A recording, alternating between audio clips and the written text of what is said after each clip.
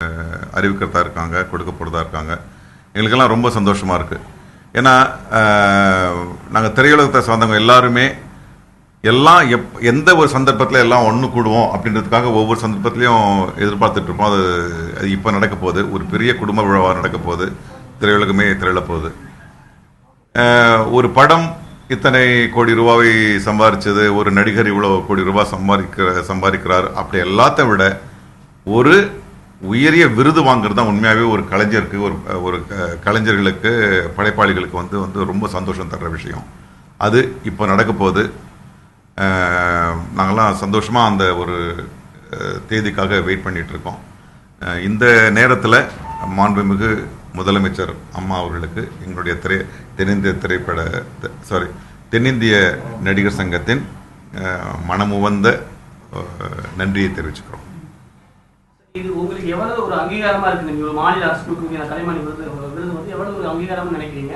இத்தனை வருஷமா கொடுக்காததுக்கு இந்த காலத்துக்கு என்ன காரணம் நினைக்கிறீங்க? இல்லை, இத்தனை வருஷம் ஏன் கொடுக்கலன்றதுக்கான விஷயம் எங்களுக்கு தெரியல. இல்லை அது இருக்கு. என்னன்னா, ஒரு நாடு என்பது அடித்தட்டு மக்கள், பொருளாதாரம், மின்சாரம், பால் உற்பத்தி, ரோடு, சாலை வசதிகள், இதில் தான் அரசாங்கம் முதல் கவனம் செலுத்த வேண்டும். அதெல்லாம் நிறைவடையும் போதுதான் கலை என்பது அதற்கடுத்து அதுக்கான வடிகாலாக வருது.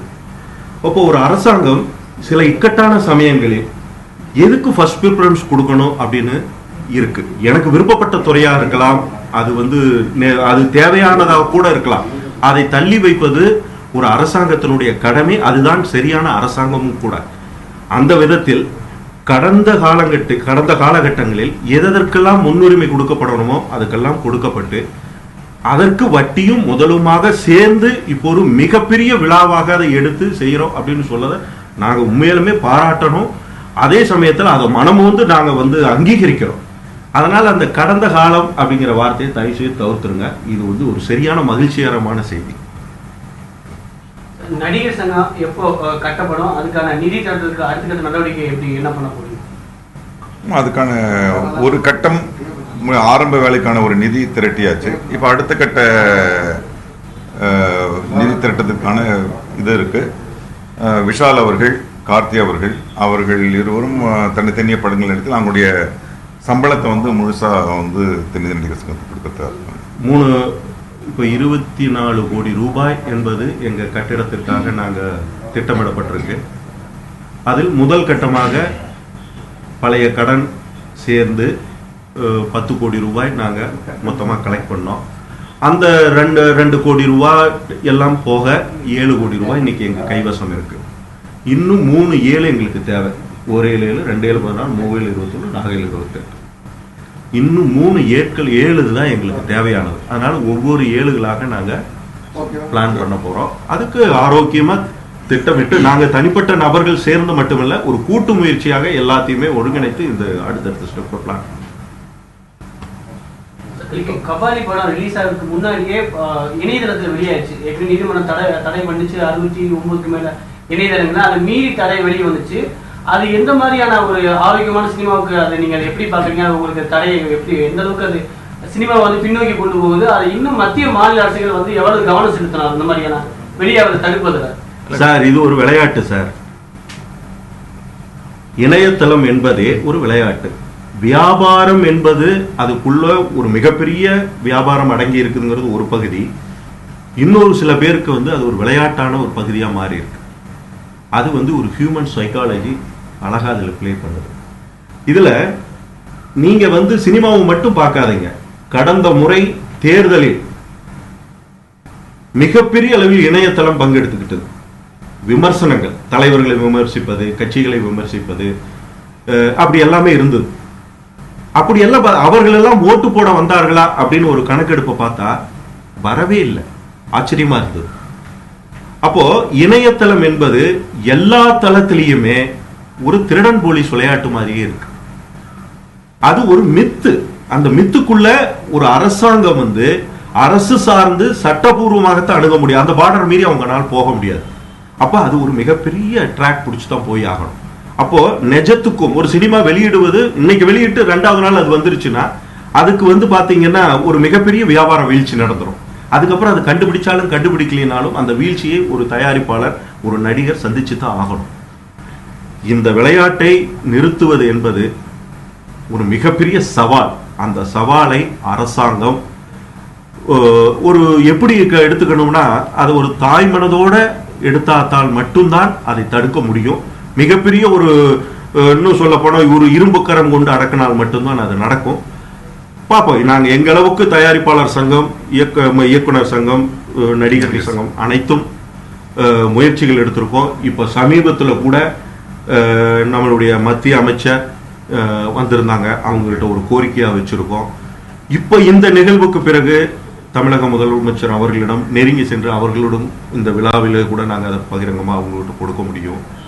பார்ப்போம், நல்லதே நடக்கும். நட்சத்திர கிரிக்கெட் மாதிரி அடுத்து வேற ஏதாவது ஸ்போர்ட்ஸ் பண்றீங்களா? அடுத்து எதுவும் அந்த திட்டம் எதுவும் இருக்கா? இல்லை, இன்னும் முடிவு பண்ணல. அது இப்போ we are waiting for the CMD approval. அதுதான் மெயின். இப்போ CMD அப்ரூவல் வந்ததுன்னா கட்டடத்துக்கான ஃபர்ஸ்ட் ஃபேஸ் ஆஃப் ஒர்க் ஆரம்பிச்சிடும். நெக்ஸ்ட்டு என்ன எப்படி அந்த பில்டிங்கான நிதி எப்படி திரட்டுறது வந்து கூடிய சீக்கிரம் வந்து we will take a next step. நடிகர் கருணாநிதி வந்து சட்டமன்ற உறுப்பினர் தேர்வு செஞ்சிருக்காங்க.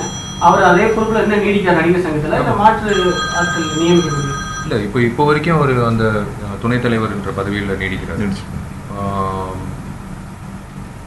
அது அவரோட கருத்து. பிகாஸ் எங்களை பொறுத்த வரைக்கும் இங்கே உறுப்பினர்கள் வந்து ஒவ்வொரு கட்சி சார்ந்தவங்களாக இருக்காங்க, எல்லா கட்சிகளும் சார்ந்தவங்க இருக்காங்க. So it's up to Karunas. So அது இன்னும் விவாதிக்கல, அந்த விஷயம் இன்னும் விவாதிக்கல.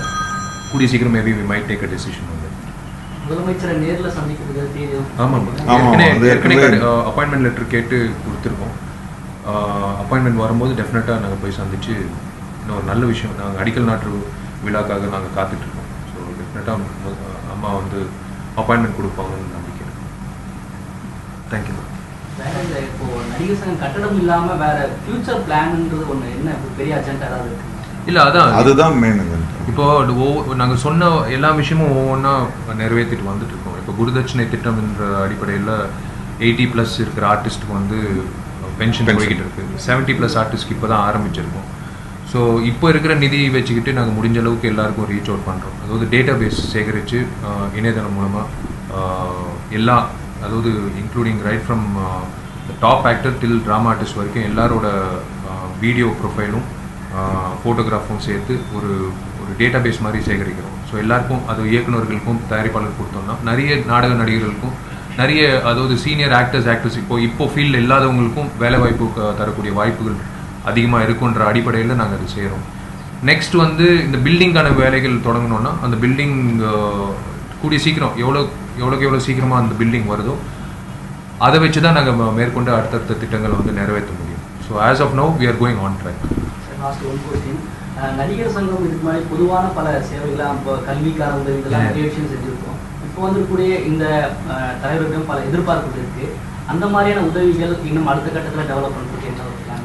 அதான் இது இட்ஸ் நாட் ஓன்லி நடிகர் சங்கம் உறுப்பினர்கள் மட்டும் நாங்கள் வந்து இன்னி வரைக்கும் செயல்பட்டது இல்லை. அது என்ன சொல்கிறது, வெள்ளம் வரும்போதும் சரி, எல்லா வகையிலையும் வந்து பொதுமக்களுக்கு முடிஞ்ச அளவுக்கு தனிப்பட்ட முறையிலையும் சரி, ஆஃபீஸ் பேரர்ஸ் என்ற பொசிஷன்லையும் சரி நாங்கள் வந்து ஹெல்ப் பண்ணிட்டு தான் இருக்கோம்.